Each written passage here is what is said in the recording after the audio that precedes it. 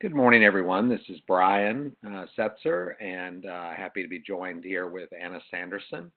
We've had a really nice partnership between RPK Group and Access Lex, and we've spent the past few months learning quite a bit about legal education, diversity pipelines, and how we think about that collectively with sustainable innovation.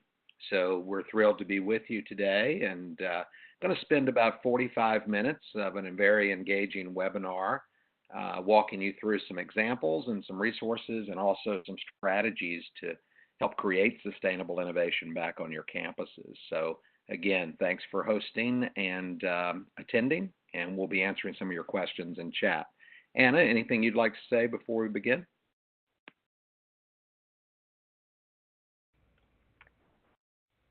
Hi, Brian. I think you've covered everything. So just as a reference for today, for all the participants on this webinar, I wanted to let you all know that this webinar is intended to be interactive. So please do send in your questions, your comments as we go through this. And also please note that this is a recorded webinar, so hopefully within the next week or so, this presentation will be made available online so you can reference it as you go through the completion of your application. So thank you, everyone, for joining us today. Thanks, Hannah. And in addition to the recording today, we'll also provide a follow-up infographic, and that infographic will not only contain today's webinar, but it will also have a strategy piece that will help you back on your campuses. RPK has been around since 2010, and we've worked with a lot of education organizations, membership associations, nonprofits, and for-profits to look at how we think about mission, margin, and market. So we're going to use some terms today and also plant some strategies in your head that may cause you to say, yes, I like it, I'd like to see more of it, or I have some questions about that. So we encourage you to take some active notes, to use the chat feature, and we'll have natural breaks in the webinar to sort of deconstruct meaning together and then build it back up so that your programs can do even more of what you love for good. So I mentioned this mission, market, margin framework. You know, whenever we go into organizations or we help grant cohort teams or we work with deans or we work with a division of a membership organization, mission is the easy one. You know, people tend to have a sense of, what they're good at or what they'd like to be good at, and they can talk about that, and there's lots of alignment there. I mean, we want to do more of those things that make an impact on those we work with, and educators, trainers, attorneys, grantees, the healthcare industry, people can all kind of coalesce around mission. But it's when you get to this notion of market, like what do our students need, we tend to take a very adult-centric approach to that, an expertise approach, meaning here's what we think they need, or here's what we think people are telling us, but it really requires going deep with the actual people you serve. What do they need? What types of challenges do they have? What types of problems are they trying to solve? And when you start to know your market really deeply, you can make some really good, well-informed, disciplined bets on how to serve them. And that's really where we start to talk about these things like margin. Now, I think when you hear margin in any kind of grant scenario or organization, there's a tendency to say, well, this is about making money. Even the healthiest nonprofits need to create student value or user value and a sustainable financial model. We can't just go year to year and say, well, I hope somebody else writes us a check. That's not really a strategy for going after margin. So RPK frames these three terms. When a program, a grant, an organization, a business is healthy, they're in the middle of these. They know what their mission is, they know who they serve, and they've got data on those things to create a healthy margin. to go deeper, to grow, or to do even more of what they love for good. So, what we thought to kick things off today and to get the minds humming is we might ask you some questions. How might we sustain a diversity pipeline program in legal education? How might we attract more people, think about what it means to be sustainable for a diversity pipeline in the legal field? What types of strategies have you already been using to improve sustainability? Strategies like being really intentional around identifying new grants or philanthropic approaches, strategies like hosting events for local legal professionals, and then strategies for building relationships with law firms and individual lawyers. Now, these are just 3 examples, but this webinar can really kick off a community of practice among you so that you share others that are being successful. We're certainly going to provide some of those examples in the webinar, but we also want to learn from you and have a frank discussion about how we execute on those strategies. Many of you run shops of one person, or you have maybe a small team, or you work in partnership with somebody. What does that look like in your daily work? We're going to talk about that in terms of sustaining these pipelines in just a second. Now, we've given you a bit of a primer and some opening remarks, and I think with any engagement webinar, you want to stop and jot. You just want to take a few moments to say, okay, he said some things that are interesting. I've got some thoughts that I'd like to share. And we'd like for you to take about a minute to reflect, just stop, and jot down any other notes you may have at your dais or on your screen, but think with us a little bit on what you're picking up and what you'd like to consider. So just take a few notes. If you want to drop them in the chat or send a few comments in there or questions, you can do it there as well. But we're going to give you about a minute or two just to pause and reflect on the opening piece in the webinar.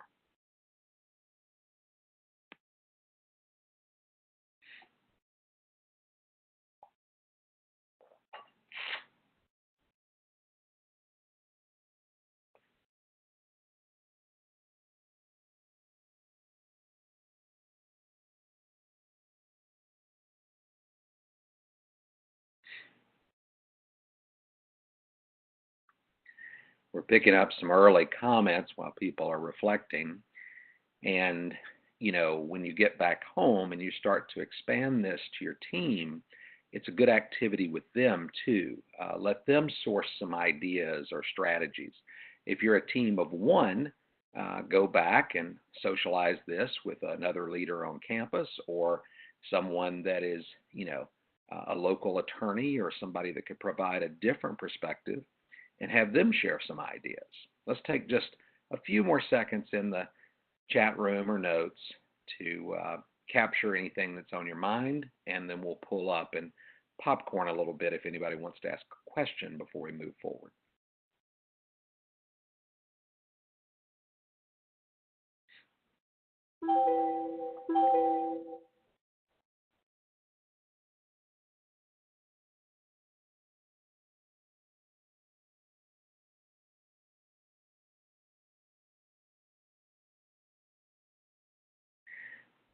Okay, so some of you are processing and you may not have a question yet. Totally fine. We'll have other times to stop and think during the webinar, and also our moderator will pull some questions in that you may have. So even if it's ongoing or you want to send something our way, we'll stop at different junctures to address it. So let's go into depth a little bit about some strategies that were not on that slide. One of the things that happened around 2010 is there was a great book written called A Business Model Generation. And this was designed by Alan Smith, and they went and interviewed a ton of game changers, Alex Osterwald and Yves Pillay, and they looked at business models that were emerging at that time. This was the age and dawn of Netflix and Uber and Airbnb, and kind of how things are really transitioning from products to services. And what's interesting about their work is this sort of dispelled the notion that one person leading a legal education effort had to write a 47-page business plan. In fact, they made it so simple that all you needed to do was really understand 9 pieces of information when you thought about sustainability. So the book can be bought for purchase, and they also have a companion webinar, a companion web series called Strategizer. And what Strategizer does is organize things in a way that you can make, storytelling a part of what you do for expanding your legal education grant or your legal education work. So what we're looking at here is a business model canvas from that book. Not a 57-page business plan, but how we might think about some examples to talk to people we want resources from. Funders want to understand your value proposition. If you're standing up a new or an existing or reimagining a legal education program, and you want to focus on equity and diversity, you want to build capacity of historically underrepresented students to succeed in legal fields, and you want to improve students' content knowledge and other preparation, those are the problems and opportunities you're looking to address. So being crystal clear that the value proposition of what you're trying to sell to a funder or an influencer or a law firm or even internal stakeholders on campus who have budgets, you want to be crystal clear on what the value proposition is for your program. And then you want to come over to customer segment and think, who are we trying to serve? Remember the mission market margin at the beginning? Is this first-generation students? Is it Pell eligible students?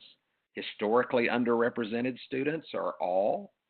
So making that connection of this is what value we provide and this is who we serve, you're really starting to get at those layers around mission and market and how to make them happen. Now there's other boxes here. You might have some partners like law firms, individual lawyers, colleges, bar associations, or donors.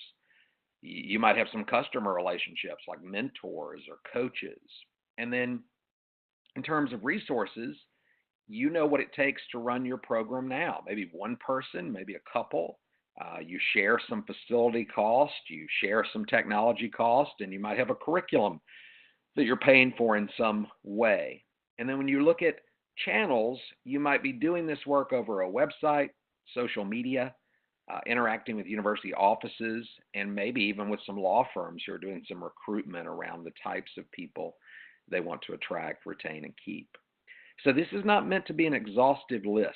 This is starting to paint a picture of what it takes to run your program and what you need. So your key activities might be recruitment, they might be retention, tracking outcomes, doing grant research, or hosting events. But you want to get really crystal clear on what your business case is. And I wouldn't read a ton of books about business models or go too deep here. I would start with the canvas and really make a point to map this out. We advise people to put this up on walls or to, laminate it and rewrite it often because it's going to change based on what you're learning about your market and your customers. Now, here's where margin comes in. Look at the very 2 bottom blocks. What does it cost to run your program? All expenses. We have a lot of people that will tell us, Brian, it doesn't cost me very much because we have a grant. It's free. And I'll go, I think we need to have a conversation about free because it's free like a puppy, right? You still have to take care of it. You still have to nurture it. You still have to figure out ways to provide supports.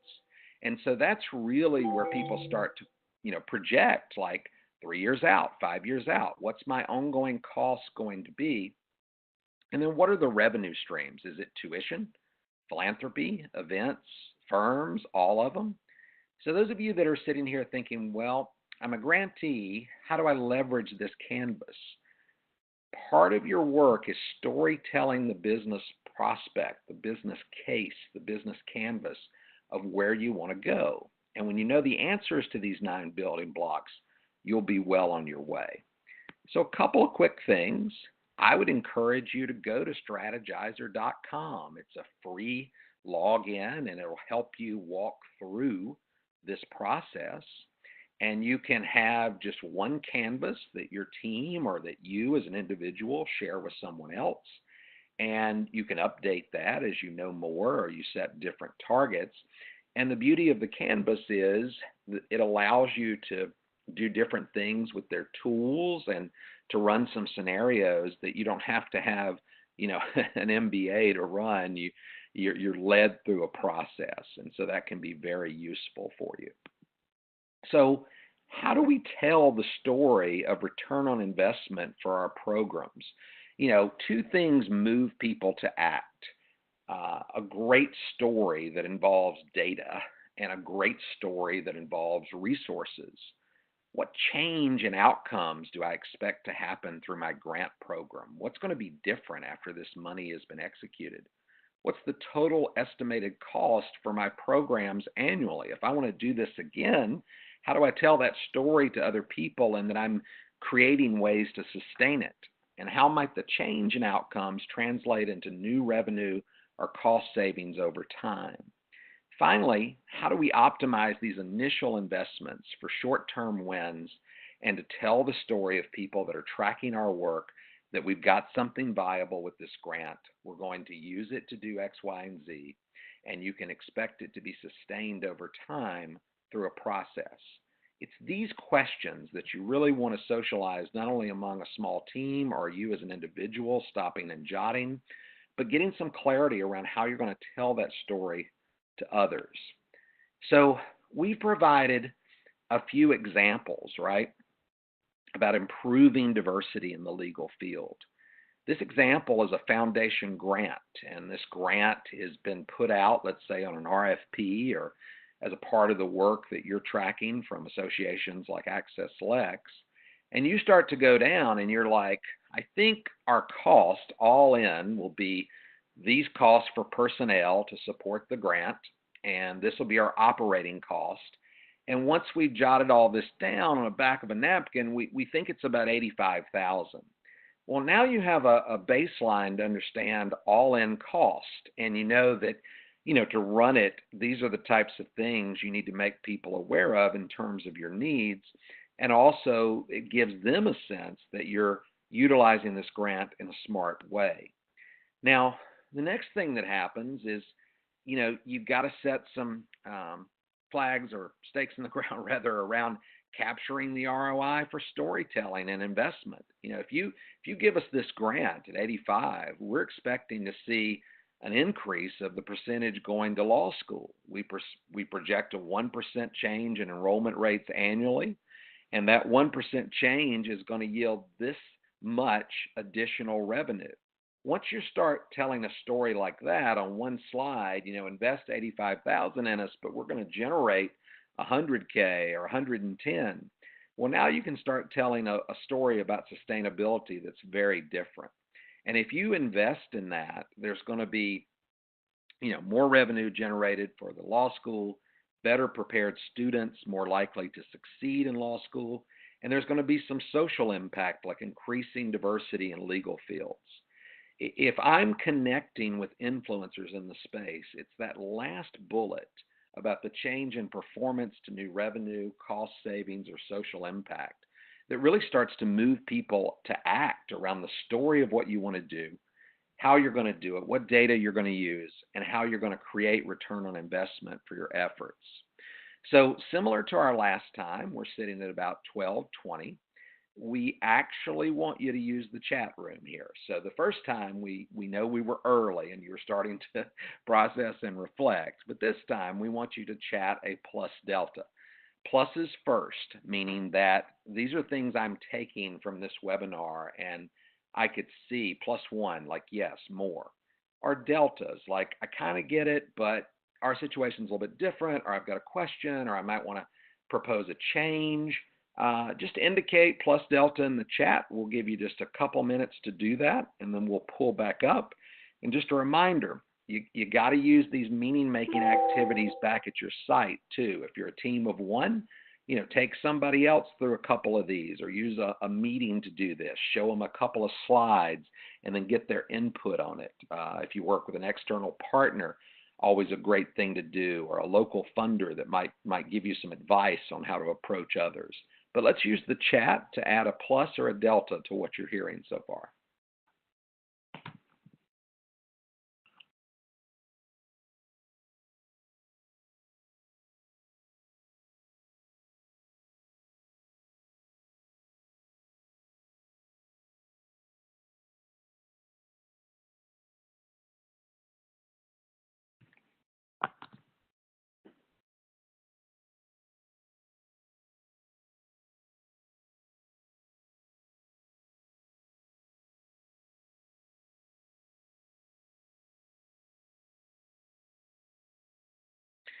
Yeah, I saw a comment in the chat about, telling a good story, and I agree. This is what moves people to act. The more we can talk in powerful headlines versus details, the better off we're going to be. People have always had a short attention span, but in our day and age, starting with something big vision oriented, like we're going to attract, 1,000 Hispanic lawyers to the profession by 2025, or wrapping people around a big vision, really matters and helps people go through some internal gymnastics on how they might respond. So let's allow a couple of more folks here to respond, and then we'll pick up a couple comments in the chat.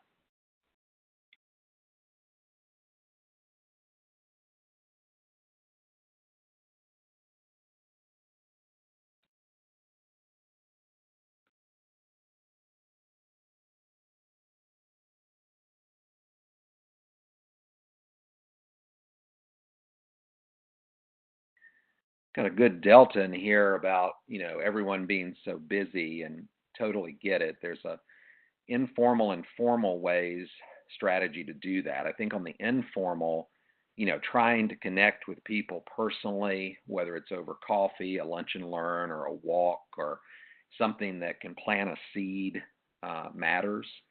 I think that a lot of what we do is pitching, and I'll talk about that at the end of the webinar. We're either pitching a subject line email, or we're pitching a question. And so don't get too dense in your narratives. Use visuals, or use ways to tell a story that are shorter. And, if someone doesn't have an hour to give you, do a stand-up huddle and send something in advance, or charge them with an action, right? Those are things that can be done informally and formally. And then I think knowing what they care about, doing some research on them. If somebody's got an initiative on diversity, but it wasn't specific to legal education, how do we show up at their event? How do we, come in over social media or on top of another email and share a perspective? And that often draws people to you without being as direct. But those would be some initial ideas, and I'll show you others here in a second. So let's keep the chat room going. Very helpful to see some of the early responses, and as you're still pondering or thinking, we will take them throughout the webinar. So, everything's a pitch, and I think in education, legal education, nonprofits in particular, people go, oh my gosh, that sounds salesy, or that sounds not what we're about. It's not mission oriented. Well, I would submit to you that some of the greatest nonprofits, some of the greatest social impact businesses disagree with you, that they're often pitching their stories for resources or for things that can get them to the next social impact mission, or to people that can join their boards. And you need to have a cogent way to talk about that. So one of the things that we direct you to is the Pitch Deck Universe. This is a website called Pitch Envy, and it helps you see how companies before you, or grantees before you, or nonprofits before you tell their stories and make a case for people to invest in them. So that's an awareness piece, right? That's an information piece. But I think when you take that a step further and you spend some time after this webinar watching the video To Sell as Human by Daniel Pink, you'll really understand that whether you're a teacher trying to influence a student, whether you're a coach trying to influence an athlete, whether you are a leader of a team trying to influence an outcome, you are always pitching. And sometimes that is a question pitch, like we mentioned. In the video, Pink talks a lot about Ronald Reagan's ability to ask one question: are you better off now than you were 4 years ago? And people have to consider that, right? They have to literally ask that question and have a response. Subject line emails. Obama had this great one-word equity approach where a lot of his subject lines just said forward, or even sometimes hey. You see that in a subject line and you're drawn to open that or connect to it. And I don't mean to be flip with these simple examples from the video. There's a lot of psychology in getting people's attention and how you do it. And so we've provided To Sell as Human as a website link, and it has lots of pithy, P-I-T-H-Y, videos or examples that can help you tell your story better and have you come across to folks in new and different ways. So thinking about that from starting to take the pitch deck envy slides and thinking a little bit about the Pink video, let's talk about some things that we know to be true. Some of us on the call are academics. Some of us support academic work. Some of us support legal, narrative and terms and jargon that are really dense and thick. So let's come up with some key rules for how people react to content. Never ever more than 10 slides in a deck. Some of you say, now wait a minute, Brian, you've broken that rule today. Well, I'm doing a training webinar, an education webinar to ACT. I'm not doing a pitch. So having those 10 slides and having an anatomy of that, and also thinking about that from a term of what are most important and how do I use those key slides developed from the business model canvas, which we indicated earlier, to tell my story. You might not always get 15 minutes to run through the whole deck, but you might get a stand and deliver on one slide, or the ability to send that one slide ahead to the CFO on campus or to the chancellor or the provost. And that's really when we start to think about this notion of Pecha Kucha inspired. Now, some of you say, what are you talking about? Well, this is Japanese for organized noise, having few images and a few words. If you show me any PowerPoint slide that has 1,000 bullets and tons of words that you're going to talk about anyways, it's very hard for me to keep my attention. But if I have a powerful image and a few words that draw me to what you're trying to say or to a process graphic, it really helps me understand what it is you're trying to do and what you might want me to do. Trying to limit these things to 10 minutes, back to the comment earlier, everybody's so busy. How about we think of ways to get this out in 10-minute increments and then have a discussion? And then also one presenter. Everybody always tries to go with a full team, and the team wants to express all their inputs and value add. Have one voice through your pitches, one voice through your phone calls, and then have other people on your team, if you've got a team larger than one, who can speak to that. If you're running a one-person shop and you have a local attorney that's agreed to have a gala, well, loop them in, right? But don't co-battle each other for messaging. Have one clear message. And then let people know what the return is. If they invest in you, what's the impact? How is that going to happen? So what I tried to do for you today was create this 10-minute pitch from an anatomy perspective. You ought to open these 10-minute conversations with a title slide, the problem and solution you're trying to work on, going back to that value prop that we shared on the business canvas, who it is you're going to serve, and what types of things you do with them either already or that you plan to do? Do you mentor? Do you tutor? Do you do placement in law firms? Do you have relationships with them on a website? But tell that story. And that should take you about 5 minutes just to get people excited. A lot of the people that we've helped over time have been able to tell very short stories to legislators, very short stories to chancellors, to organizations, and for-profit partnerships, non-profit partnerships, but you want to be pithy and succinct. And then tell them who your partners are. Get them excited about other people that are already interested in you, some things you've been working on, and why your team is unique. And your team, if you're a shop of one, might be somebody very different. It might be somebody in the enrollment management office. It might be somebody in marketing. If you're supporting a team and you're not a leader of the grant's ultimate impact, then manage up. Share this with the person who is. Explain to them what you heard on today's webinar and how that might be helpful. And then how do you get the word out about what you're doing? We live in a very viral culture, and a culture that has different ways to use social media and integrated media around their strategies, even free tools that help you do it. Think about that as you're describing what the ROI and impact is. Now, once you have this 10-slide deck, it's going to change when you talk about a funder. It's going to change when you talk about an influencer or how you're communicating it to a law firm. But you'll have that basic baseline deck, PowerPoint deck, if that's a new term for many of you, to share and to make decisions off of. Now, I would encourage you to use a tool called SlideShare for multiple reasons. It's an easy way to privately upload your decks and to work on them with people in private, or to publicly share them when you're ready to use them in a social media way. It also is a great website to just type in a search and say, what have other people done to promote their ideas on anything? So in addition to the Pitch Envy website, SlideShare can be very useful to help you think about your wording and what you want to do.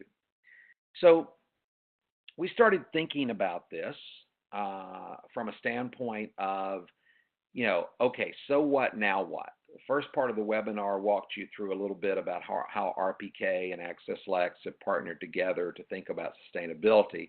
The second part, through storytelling. And now we got to put some of this to action. We got a lot of people in organizations who are world-class problem identifiers and world-class problem admirers. But the reality is we've got to start moving this towards action. So one of the ways you do that is to run a plan, do, study, act cycle. First thing, even if you're a shop of one, plan. What's your improvement goals? What are you trying to predict will happen? Who's going to be involved? Where, what, and how? Decide what data you need to start to focus on some of these efforts on diversity and legal education. Now, full stop. Once you have your plan, it's time to set up some do steps. So, I saw the webinar. I started to use some of the information. What am I going to do to carry out the plan? How do I document problems encountered? How do I gather the data? How do I organize and plan some events? How do I create a campaign for giving? And how do I develop boilerplate proposals if I want to attract more funding? So that right side of the ledger of plan do is your first step to say, yep, we've got a plan. We've done some do steps in 20 days or 10 days or 30 days. And now you got to study the results. What happened? Did you make 5 phone calls? Did you write down 15 people who might be interested in helping you? Did you think about partnering with someone? Study what you learned, and you may find that there's several advisors, partners to help with funding campaigns or key learnings. There's an advancement office on campus who can give you some strategy, but study what happened in that cycle when you're working on fundraising. And then act on the changes. Okay, what do we need to do next? What's our next plan? What are we going to do after that? And how are we going to partner with others to help us realize some of our goals? And if we haven't had any changes, let's keep going. We learned 4 or 5 people were big connectors and we need to have lunch with 2 of them. Or we learned that there was a website that often publishes, RFPs on legal education. So these are things that you would find out in the cycle very naturally. So we took it a step further and we said, okay, but really what am I supposed to do as a grantee? What happens in the 30 days? How do I set priorities? How do I have some goals or set some milestones? What do I expect to be different? And who else needs to see this? Who's supervising me, or who's my partner, or who else on the team needs to see it? So we've given you a template, and we'll send these resources as well as the infographic to really move this to action. Now, whenever we start showcasing work with any of our clients or any of our organizations that we partner with, people will say, well, Brian, it's different here in California, or it's different here in North Dakota, or you don't understand Minnesota. All of that may be true in terms of unique context when we first meet someone. But what I know to be true about setting a cadence every day or a week in the life as a leader who also is a fundraiser is that you have to be intentional about those do steps. So if I looked at this graphic and I said, what is supposed to happen from 8 to 5, Monday through Sunday? Now, I've just given you, roughly 5 blocks a day where something might be occurring. In other words, on Monday in this example, you might have some in-person check-ins that you do that have to do with your grant or don't. And then 10 to 12, you might be writing a grant, or you might be working with somebody else. And then you might choose to take that deeper lunch with a colleague, but you're not having lunch for 2 hours. You're also wrapping up what you learned. You're reading something ahead. You're doing your other daily activities. And then the last thing you do on that day is you might have to speak somewhere on campus. But notice there's this one blue box, like, Brian, okay, gotcha. But if I don't do anything else on Monday that addresses this current grant or that addresses my sustainability plan, what must I do? Well, make a list of 100 people in your network. Who else can help? Do any of them know anything about grants, fundraising, funders? Are there people that routinely connect you to things happening at the advancement office, etc.? So that's the one thing you got to do. So if you work that across left to right, I've kind of given you 6 blocks, like in a week. What are the 6 hours that I need to be thinking about when I've got all these other things going on my calendar? If you're a one-person shop, this might be the best ROI of your day. If you're a 2-person shop or you've got a team, you can assign some other key things to developing a fundraising approach. And then finally, if you've got a larger team or connected to a larger initiative or effort, this is some ways to keep focus.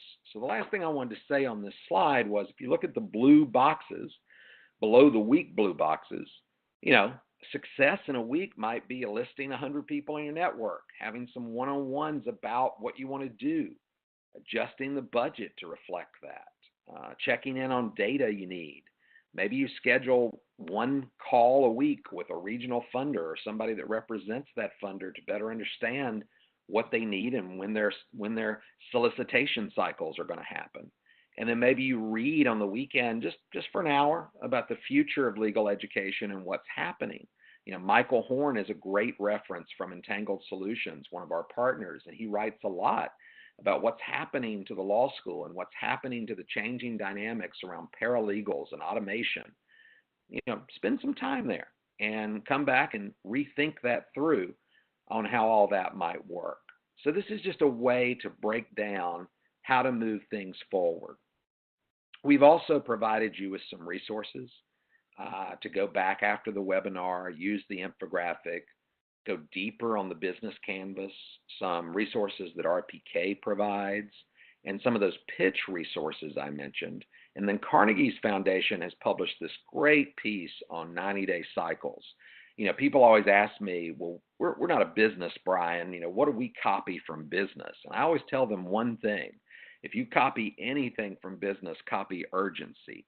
Business doesn't wait till the end of the year to do an autopsy on our planning. And we don't wait till the end of the year to say, oh man, that didn't work. We need to try something else. we're making shifts, scaling decisions, or scrapping certain processes every 90 days because we're looking at data very frequently. So some of you in particular that are sitting in one-person shops, I think it's key to say, what do I want to do in 90 days? What are some of those steps going to be, even if it's just me? And what would success look like? And how would I need to act on those changes? So hopefully some of these resources and tools will be very helpful to move you forward on sustaining your grant and scaling it. We wanted to make some time towards the end of the webinar, and we're about 2 minutes ahead of schedule to just grab your questions. And that's a lot of content. We've had some questions in here about if the slides will be available. They certainly will, as well as the follow-on infographic. Any other things that I can address directly are some scenario questions or just giving our folks the floor a little bit, and I'll be happy to answer them.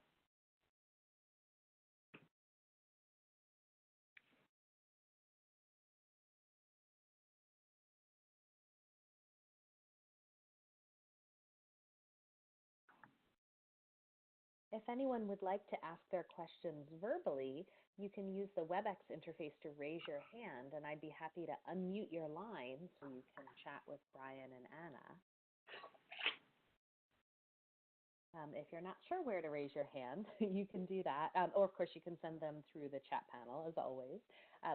If you would like to raise your hand, the way to do that is to look for the little, looks like a megaphone down and to the right if you're on a laptop or a computer of some sort. And there's a little icon that you can click on that.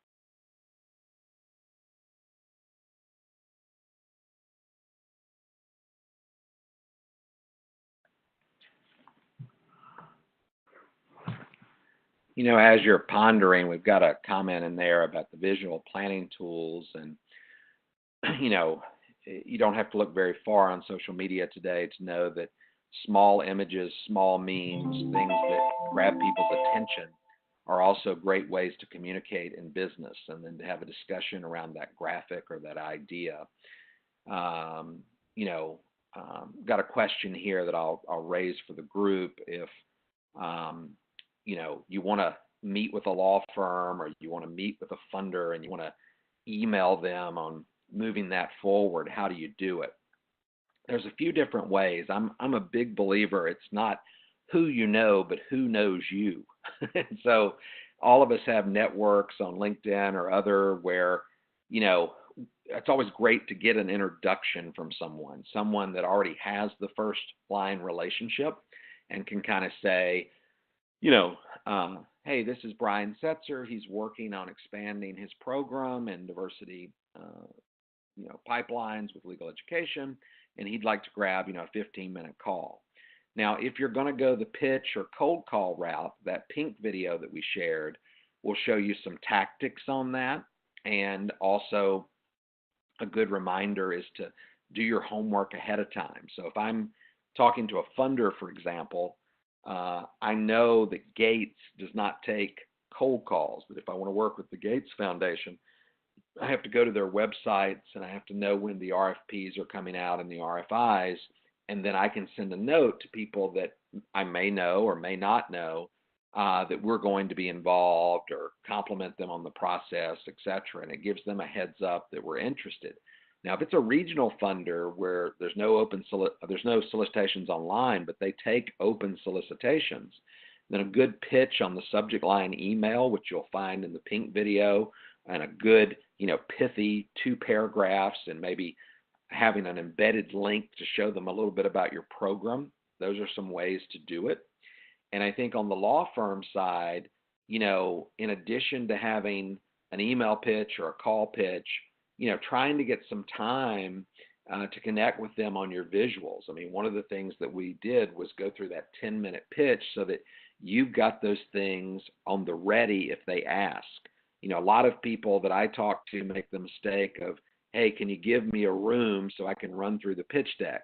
Actually, you don't want to do that. You want to have a few copies and then, lead the conversation, minimize the slides, kind of think about yourself as like, hey, thanks for the time. We'd love to have a conversation. And there's a couple key visuals I'd like to talk through with you. And it might just be the problem you're trying to solve. and also the impact slide. And if that impact slide can map what the law firm already cares about, even better. And I think those are some of the ways I would advise you to reach out to those folks. Other questions or things coming in privately or publicly in the chat?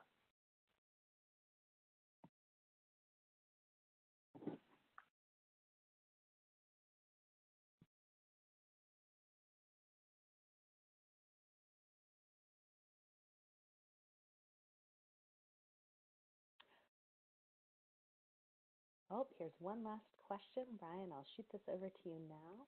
Okay.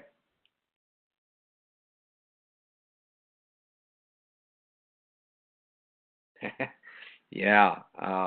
Okay. So, go back to the resources today if you're thinking about how to start storytelling work prior to having those stories, meaning that I don't know the great stories we have yet because we either haven't built them or we don't have that outcome data. Well, look at other programs that have outcome data. Look at other examples that were provided in the deck today. Like, for instance, we talked about hosting a gala. Who else does that? We talked about partnering with a law firm. Who else does that? So sometimes when you don't have ready data, one of the things we do in startup land is help startups tell stories about what problems are happening and what people are trying to do with it, and how our startup is very different. So if you don't have those great outcome data stories yet, look across the market and think about where they're happening. There's this great story, if you've never read the Heath Brothers Switch, where they talk about there was a fledgling nonprofit in healthcare called IHI, the Institute for Healthcare Improvement. And they were in a little trouble as a nonprofit. They weren't doing particularly well, but they were documenting some best practice in kind of healthcare. And their new president got up and said, in 5 years, we're going to save 100,000 lives. And people were kind of looking around like, well, wait a minute, how many lives have we saved now? Well, what they started doing was documenting procedures and processes that would make that so. So we're about to go into some really interesting politics in our country that we've kind of, had a lot of storming around for the last 2 years. But moving into 2020, diversity is at an all-time high in terms of how we articulate it, why we need it, and why it's important to our democracy. Think about those stories. Look at places like McKinsey, who have done massive research studies on why diversity matters. Take some time to thinking about why diversity increases outcomes. Even if you just Google that, you'll find tons of organizations that can help you tell those stories before you have data on how to tell them. So just to repeat, the question that came in was, how do you start telling these stories before you have the stories? Well, a lot of what's out there on the open web allows you to start assimilating that information and then thinking about how you'll tell it. So if the goal is for you to have attorneys that work on social justice cases, or if your goal is to work to make sure that you have a lot of diversity in legal education to serve the underrepresented, what happens when that occurs in healthcare? What happens when that occurs in education? Why is it important for that now to be a part of the legal profession? So you can find some of those early stories and prepare that deck and represent it. And just as a follow-on from today's webinar, if any of the grantees would like to start play with that and put that in SlideShare, more than happy to give you some feedback on how you're representing that. So that would be how I would address that question. Any other final ones as we move to close here?